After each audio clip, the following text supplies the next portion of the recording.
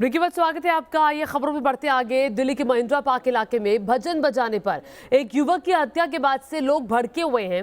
यहाँ सुशील के पड़ोस में रहने वाले चांद ने अपने भाई और पिता के साथ सुशील और उसके 2 भाइयों पर चाकू से हमला कर दिया था, जिसमें सुशील की मौत हो गई।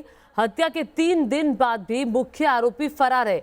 उधर दिल्ली सरकार ने मृतक के परिजनों को हर मुमकिन कानूनी सहायता देने का भरोसा दिया है।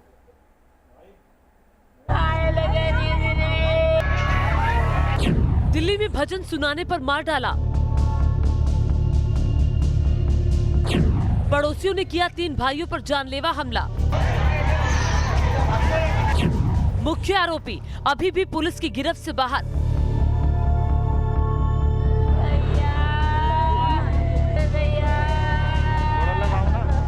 ये तस्वीरें भडोला गांव में कत्ल की एक खौफनाक वारदात के बाद की है। इसमें लोगों के चेहरे पर दहशत साफ नजर आ रही है। दिल्ली के महिंद्रा पार्क में 3 सगे भाइयों पर चाकुओं से जानलेवा हमले के बाद से तनाव कायम है।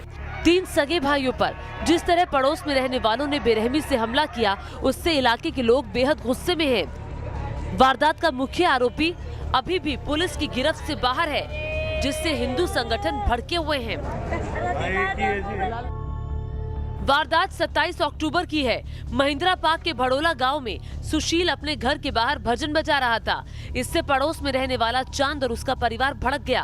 पहले तो दोनों परिवारों के बीच बहस हुई और फिर चांद अपने भाई हसीन, पिता अब्दुल सत्तार और साथियों के साथ सुशील और उसके दोनों भाइयों पर चाकू लेकर टूट पड़ा।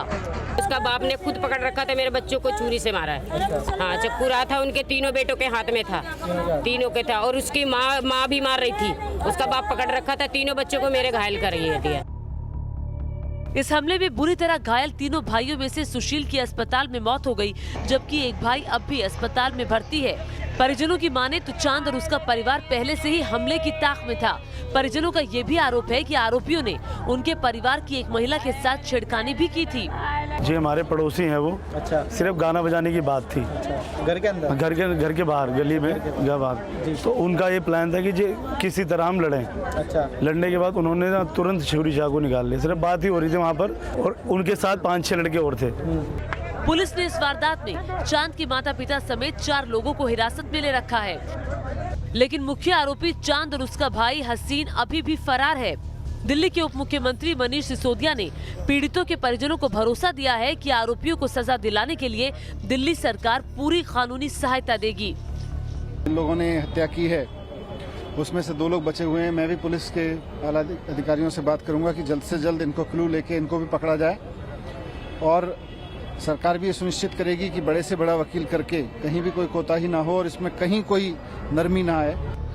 दिल्ली में घर के बाहर सिर्फ भजन चलाने पर पड़ोस में रहने वाला परिवार जिस तरह वहशी बन गया, उसने दिल्ली की कानून व्यवस्था पर गंभीर सवाल खड़े किए हैं। Team news nation.